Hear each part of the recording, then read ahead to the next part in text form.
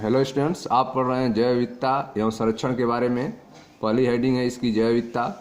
आइए देखते हैं इसके दूसरे टॉपिक के बारे में, जैव विविधता के प्रतिरूप के बारे में। जैव विविधता का क्या प्रतिरूप है, पैटर्न क्या है, तो इसको आप ध्यान से समझें। पहला है आपका अक्षांशीय प्रवणता। ठीक है, जैव विविधता क्यों पाई जाती है, इसका क्या पैटर्न होता है, ठीक है, कहाँ पर कैसी विविधता पाई जाएगी, कितने अंश कितने डिग्री पर क्या विविधता होगी, इस हेडिंग में आपको समझाया जाएगा। तो जैव विविधता के प्रतिरूप अर्थात पैटर्न में पहली हेडिंग है आपका अक्षांशीय प्रवणता के बारे में। तो ध्यान से समझे, अक्षांशीय प्रवणता कैसी है। जंतु एवं पादपों की विविधता संपूर्ण विश्व में समान न होकर असमान वितरण दर्शाती है। ठीक है, तो आप देख रहे हैं कि जंतु और पादप में जो डाइवर्सिटी है, विविधता है, वह संपूर्ण विश्व में एक जैसी नहीं होती है। संपूर्ण विश्व में समान न होकर असमान वितरण दर्शाती है। बहुत से जंतु व पौधों के समूह में रोचक विविधता मिलती है, जिसमें मुख्य रूप से अक्षांशों पर विविधता में क्रमबद्ध प्रवणता है। ठीक है, तो आप देख रहे हैं कि बहुत से जंतु और पौधों के समूह में रोचक डाइवर्सिटी देखने को मिलती है, रोचक विविधता देखने को मिलती है, जिसमें मुख्य रूप से अक्षांशों पर, ठीक है, मुख्य रूप से अक्षांशों पर विविधता में क्रमबद्ध प्रवणता अर्थात उतार चढ़ाव डेविएशन देखने को मिलता है। सामान्यतः भूमध्य रेखा से ध्रुवों की ओर जाने पर, भूमध्य रेखा से ध्रुवों की ओर जाने पर जातीय विविधता घटती जाती है। ठीक है, अगर समांतर देखा जाए तो भूमध्य रेखा से ध्रुवों की ओर जाने पर जो जातीय विविधता है वह घटती जाती है। केवल कुछ ही अपवादों को छोड़कर उष्ण कटिबंधीय क्षेत्र में शीतोष्ण या ध्रुवीय प्रदेशों से अधिक जातियां पाई जाती हैं। ठीक है, केवल कुछ अपवाद को छोड़ दिया जाए तो जो उष्ण कटिबंधीय क्षेत्र हैं उसमें शीतोष्ण और ध्रुवीय प्रदेशों से अधिक जातियां पाई जाती हैं। उष्ण कटिबंधीय क्षेत्र कौन है, तो उष्ण कटिबंधीय क्षेत्र को अक्षांशीय सीमा 23.5 डिग्री उत्तर से 23.5 डिग्री दक्षिण तक लिया जाता है। ठीक है, उष्ण कटिबंधीय क्षेत्र को अक्षांशीय सीमा 23.5 डिग्री उत्तर से 23.5 डिग्री दक्षिण तक लिया जाता है, और जिसमें हमें यह ज्ञात होता है कि केवल कुछ अपवाद को अगर छोड़ दिया जाए तो उष्ण कटिबंधीय क्षेत्र में शीतोष्ण या ध्रुवीय प्रदेशों से अधिक जातियां पाई जाती हैं। भूमध्य रेखा के समीप, ठीक है, भूमध्य रेखा के समीप स्थित कोलंबिया में 1400 पक्षी जातियां हैं। ठीक है, भूमध्य रेखा के समीप जो कोलंबिया है वहां पर 1400 पक्षी जातियां पाई जाती हैं, जबकि न्यूयॉर्क जो कि 41 डिग्री उत्तर में है 105 पक्षी जातियां हैं। वह ग्रीनलैंड की जो 71 डिग्री उत्तर में है केवल 56 पक्षी जातियां हैं।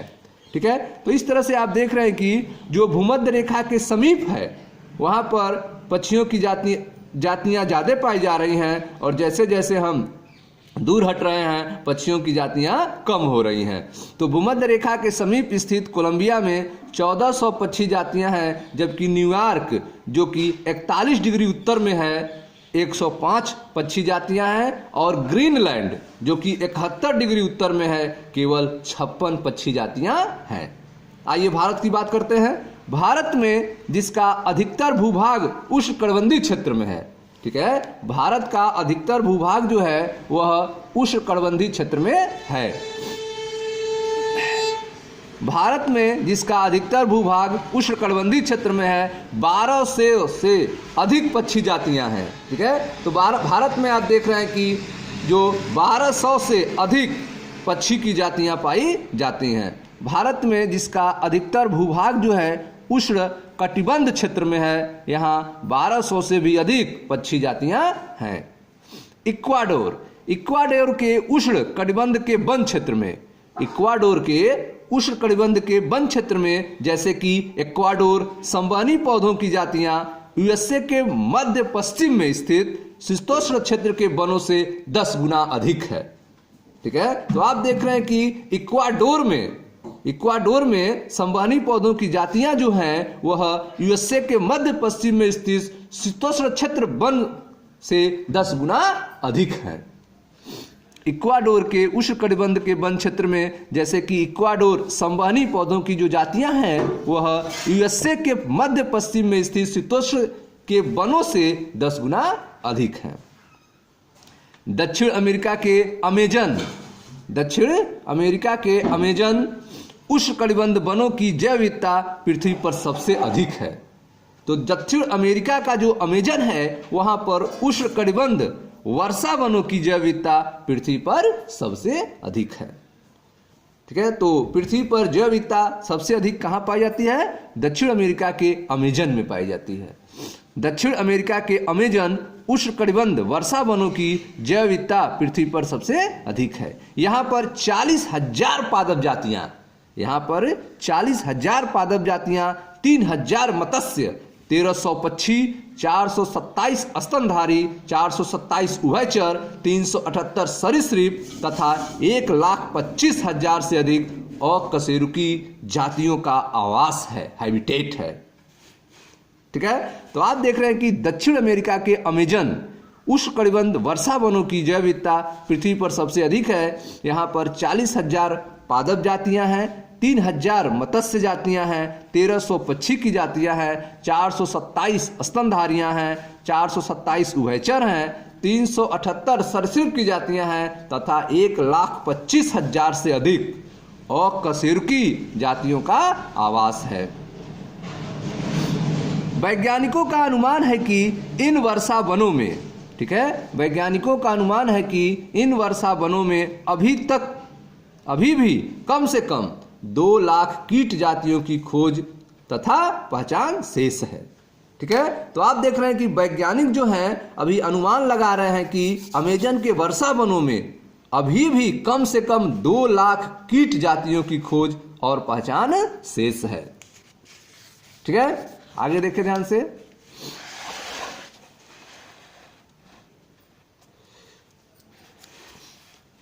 उष्णकटिबंध, ठीक है, उष्णकटिबंध क्षेत्र में ऐसा क्या विशेष है?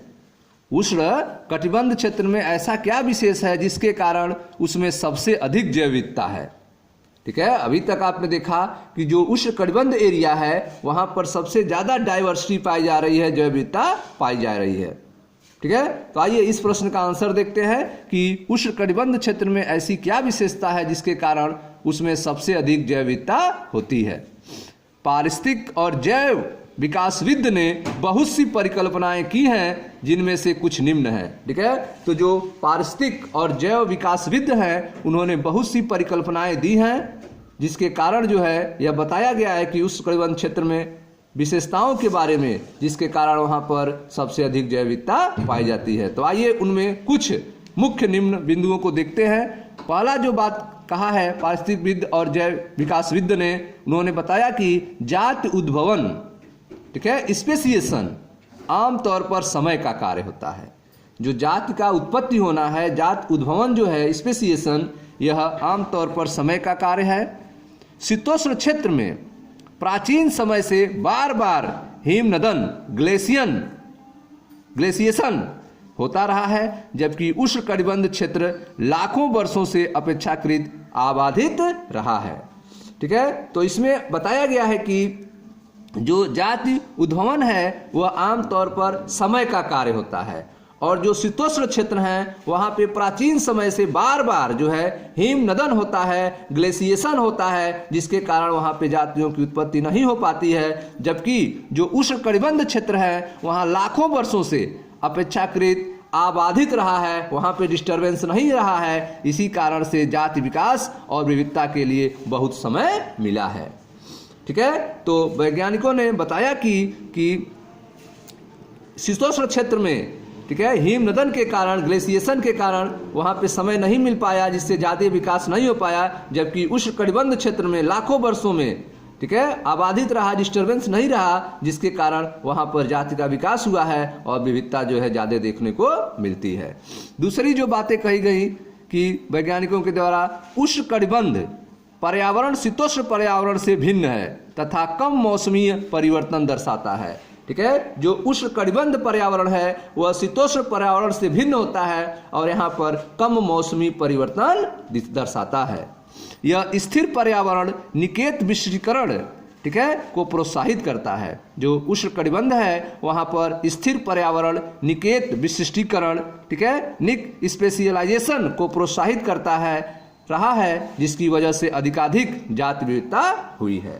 ठीक है, तो जो दूसरा उन्होंने सिद्धांत दिया उसमें बताया कि उष्णकटिबंध पर्यावरण शीतोष्ण पर्यावरण से भिन्न तथा कम मौसमी परिवर्तन दर्शाता है और यह स्थिर पर्यावरण निकेत विशिष्टीकरण को प्रोत्साहित करता रहा है, जिसकी वजह से अधिकाधिक जाति विविधता हुई है। उष्णकटिबंध क्षेत्र में अधिक सौर ऊर्जा उपलब्ध है। जो उन्होंने अगला थियरी दिया उसमें बताया कि उष्णकटिबंध क्षेत्र में सबसे अधिक सौर ऊर्जा उपलब्ध है, जिससे उत्पादन अधिक होता है, जिससे परोक्ष रूप से अधिक जैव विविधता का होना है।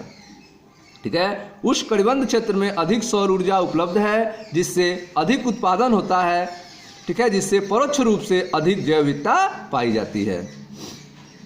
ठीक है, तो इस तरह से आपने देखा कि उष्णकटिबंध क्षेत्र में क्या विशेषता है जिसके कारण उसमें सबसे अधिक जैव विविधता है। तो पारिस्थितिकविद और जैव विकासविद ने बहुत सी कल्पनाएं दी, जिसमें कुछ निम्न है। ठीक है, बहुत सारे उन्होंने थियरी दिया था, लेकिन यहाँ पे कुछ थियरी को बताया गया है। यहाँ पे 3 थियरी दिया गया है, क, ख और ग के बारे में।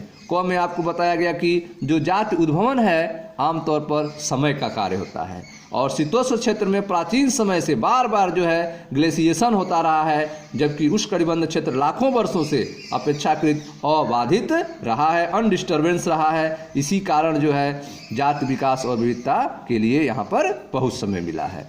उष्णकटिबंध पर्यावरण शीतोष्ण पर्यावरण से भिन्न है, कम मौसमी परिवर्तन दर्शाता है, अतः यह स्थिर पर्यावरण निकेत विशिष्टीकरण को प्रोत्साहित करता रहा है, जिसकी वजह से अधिकाधिक जाति विविधता हुई है।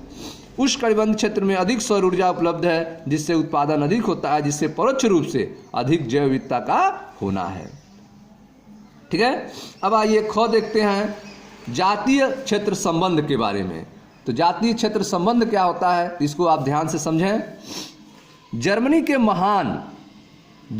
महान प्राकृतविद और भूगोल शास्त्री अलेक्जेंडर वान हम्बोल्ट ने, ठीक है, जर्मनी के महान प्राकृतविद व भूगोल शास्त्री अलेक्जेंडर वान हम्बोल्ट ने दक्षिण अमेरिका के जंगलों के गहन अन्वेषण के समय, ठीक है, इन्होंने दक्षिण अमेरिका के जंगल का गहन अन्वेषण किया और उस दर्शाया कि कुछ सीमा तक किसी क्षेत्र की जाति समृद्धि अन्वेषण क्षेत्र की सीमा बढ़ाने के साथ बढ़ती है।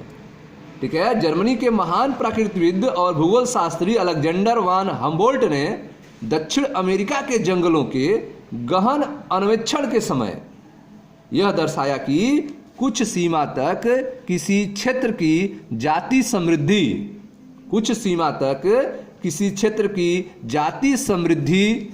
अन्वेषण क्षेत्र की सीमा बढ़ाने के साथ बढ़ती है।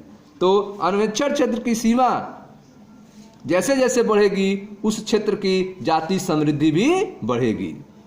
ठीक है, यह बातें जो है जर्मनी के महान प्राकृतविद और भूगोल शास्त्री अलेक्जेंडर वान हम्बोल्ट ने कहा था, लेकिन यह कुछ सीमा तक है। ठीक है, जिसको ग्राफ में अगर देखा जाए तो आप देखें यह जाति समृद्धि दिखाया गया है और यहाँ पर क्षेत्र को दिखाया गया है। ठीक है, यह अन्वेषण क्षेत्र है और यह जाति समृद्ध है। तो कुछ सीमा तक किसी क्षेत्र की जो जाति समृद्ध है वह अन्वेषण क्षेत्र की सीमा बढ़ने के साथ बढ़ती है। तो ध्यान से ग्राफ देखें, यह जाति समृद्धि और अन्वेषण क्षेत्र है। यह ग्राफ आप देख रहे हैं कि यहाँ से बढ़ना शुरू हो रहा है, यहाँ तक आप देख रहे हैं बढ़ा है। ठीक है, जाति समृद्ध बढ़ी है। उसके बाद आप देख रहे हैं जाति समृद्ध जो है अब जो है बहुत तेजी से नहीं बढ़ रही है और यहाँ पे आके जाति समृद्ध जो है स्थिर हो गई है। ठीक है, यहाँ पे जाति समृद्ध आप देख रहे हैं स्थिर हो गई है और यह एक सीधी लाइन चली गई है। जाति समृद्धि नहीं हो रही है लेकिन क्षेत्र जो है बढ़ रहा है। तो कुछ सीमा तक जो है क्षेत्र बढ़ने से जाति समृद्धि बढ़ती है। ठीक है, उसके बाद क्षेत्र बढ़ने से भी जाति समृद्धि नहीं बढ़ती है। और यह जो ग्राफ आता है यह आपका पैराबोलिक अर्थात अति परवलय वाला ग्राफ यहाँ पर बनता है। ठीक है, और इसको यस बराबर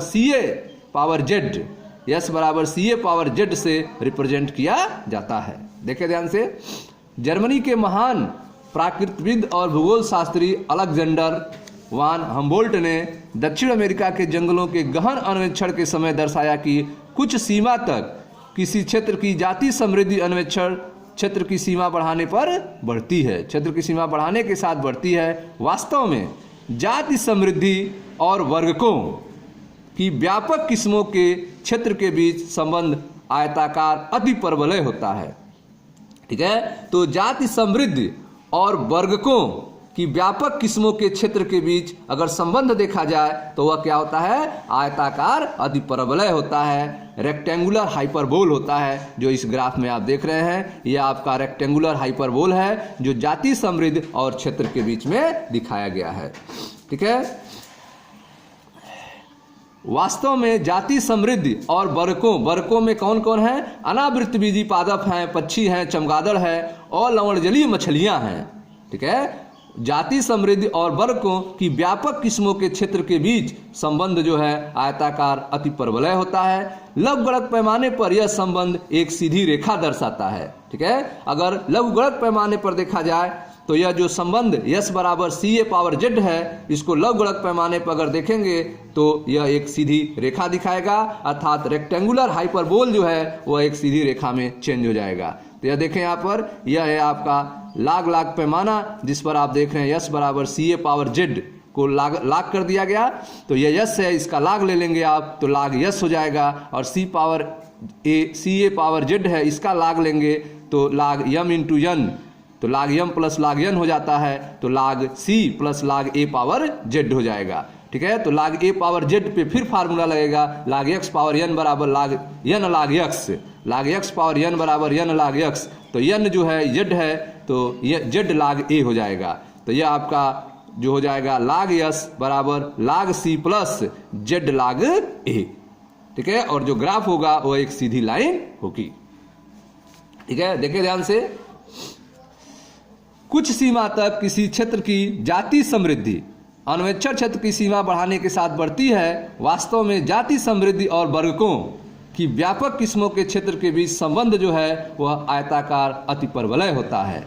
लघुगणक पैमाने पर यह संबंध एक सीधी रेखा दर्शाता है जिसको निम्न समीकरण से प्रदर्शित करते हैं, लाग S बराबर लाग C प्लस Z लाग A, जहां पर S जो है वह जाति समृद्धि को दर्शाता है, यस जो है जाति समृद्धि को बताता है, ए जो है क्षेत्र को बताता है, जेड जो है रेखीय ढाल को बताता है, जेड जो है वह रेखीय ढाल को बताता है, समाश्रयण गुणांक रिग्रेशन कोफिशिएंट, जेड जो है वह रेखीय ढाल है अर्थात यह समाश्रयण गुणांक रिग्रेशन कोफिशिएंट है, और सी जो है वह वाई, सी जो है वह वाई एच पे माइनस अंतःखंड इंटरसेप्ट को दिखाता है, नेगेटिव इंटरसेप्ट को सी यहाँ पर प्रदर्शित करता है।